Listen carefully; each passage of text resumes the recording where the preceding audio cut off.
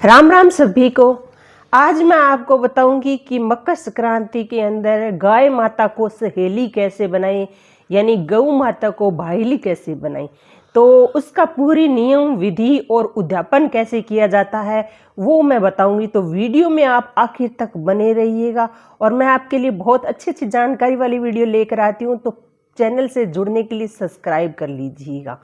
गाय माता होती है, उसके अंदर 33 करोड़ देवी देवताओं का वास होता है और इसलिए गाय माता को हम है जो सबसे ज़्यादा पूजनीय मानते हैं हिंदू धर्म में। तो मकर संक्रांति आने वाली है और मकर संक्रांति के दिन ही ये नियम शुरू होता है। तो मकर संक्रांति वाले दिन आप जब भी खाना बनाते हैं तो सबसे पहली जो रोटी होती है वो आप गाय माता के लिए निकालिए और उसके साथ गुड़ वो आपको लगातार 1 साल तक गाय माता को देना है। आपको बासी रोटी नहीं देनी है, हो सके तो आपको डेली जो बनाते हैं वो गाय के लिए पहली रोटी निकाल लीजिए। और अगर आपके मतलब गाय नहीं है आसपास तो आप दूसरे दिन या तीसरे दिन आप जो भी होता है गाय की रोटी है वो इकट्ठी करके गौशाला में देकर आ सकते हैं। अगर आपके शहरों के अंदर गाय वाली गाड़ी आती है, गौशाला की गाड़ी आती है, तो आप 4-5 दिनों के अंदर जो जमा रोटी होती है वो भी दे सकते हैं। उसके साथ गुड़ अवश्य देना चाहिए गाय माता के लिए। आपको उसके अंदर अगर फफूंद हो जाती है तो ऐसी रोटी आपको नहीं देनी है। आप अगर रोटी सूख जाती है तो उससे कुछ नहीं, क्योंकि गौशाला के अंदर उन रोटियों को भिगोकर टुकड़े करके और उनको तैयार करके फिर गौ माता को दिया जाता है। तो ये प्रक्रिया है आपको पूरे साल तक करनी है। गौ माता को आपको गुड़ और रोटी देनी ही देनी है। और गौ माता को हिंदू धर्म में हमारे सबसे ज़्यादा पवित्र माना जाता है। उसके गोमूत्र का भी बहुत अधिक महत्व होता है और उसके गोबर को लीपने के लिए काम में लिया जाता है, जिससे हम आंगन वगैरह को शुद्ध कर सकते हैं। गाँवों में तो आज तक हमेशा है जो शुभ कार्य के अंदर गौ का है वो लीपा जाता है, उसकी चौकी बनाई जाती है, फिर ही वो पूजा वगैरह की जाती है। तो आप गौ का ये नियम है वो शुरू कर सकते हैं संक्रांत के दिन। पूरे साल करने के बाद में जब अगली संक्रांत आती है तब इसका उद्यापन किया जाता है।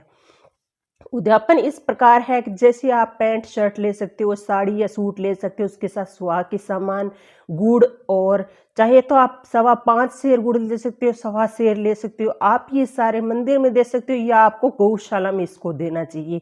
जो लोग ये कहते हैं भी हमसे ये झंझट नहीं होता, सूट और पैंट शर्ट और जो सामान है आप किसी चांदी की जो बिछिया है वो भी दे सकते हैं, नाक की नोजपिन है गोल्ड की वो दे सकते हैं।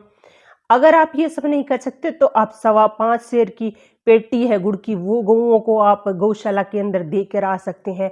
हरा चारा इस दिन जरूर डलवाना चाहिए। जब आप उद्यापन करते हैं तो गौओं को हरा चारा डलने से आपके सारे कार्य रुके हुए जो काम है सारे संपन्न होते हैं और गौ माता है वो पूरी तरह तृप्त हो जाती है हरे चारे को खाकर। तो उससे आपको आशीष लगती है, आपको आशीर्वाद मिलता है और आपके सारे रुके हुए काम है वो पूर्ण हो जाते हैं। तो इस तरह से आप उद्यापन कर सकते हैं गौशाला में। अगर आप गौशाला आपके यहाँ नहीं है तो ये सारी चीज़ें आप मंदिर में भी दान करके आ सकते हैं।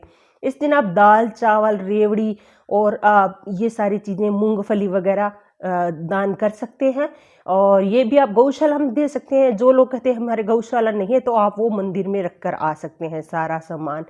तो ये इस तरह से आप गाय को भाईली बना सकते हैं और गाय की इस दिन पूजा भी जब उद्यापन करें तो पूजा जरूर करनी चाहिए। अगर गौशाला में है तो आप उसका तिलक कीजिए, मेहंदी के उसके थापे लगाइए और उसको वो कपड़ा है वो उड़ाइए गौ माता को। और गौ माता के है गंगा जल से उसके पैर धोइए, दूध है उससे उसके पैर धोइए और उसकी पूजा इस दिन उद्यापन के दिन आप गौशाला में जाकर कर सकते हैं। अगर आपके घर में है तो घर में कर सकते हैं। अगर पड़ोस में है आपके को गौ तो आप पड़ोसी के घर जाकर ये सारी चीज़ें हैं वो कर सकते हैं। अगर आप गौशाला वालों को ये चीज़ें देते हैं जैसे कपड़े वगैरह तो वो भी क्योंकि गौ माता की सेवा करते हैं तो आपको ही उनका पुण्य फल है वो प्राप्त होता है। तो आप इस दिन इस तरह से आप उद्यापन कर सकते हैं और गाय को अपनी भाईली बना सकते हैं। अगर आपको ये जानकारी की वीडियो अच्छी लगी है तो सब्सक्राइब कर लीजिएगा, क्योंकि बहुत अच्छी अच्छी जानकारी वाली वीडियो मैं इस चैनल पर लेकर आती हूँ। राम राम सभी को।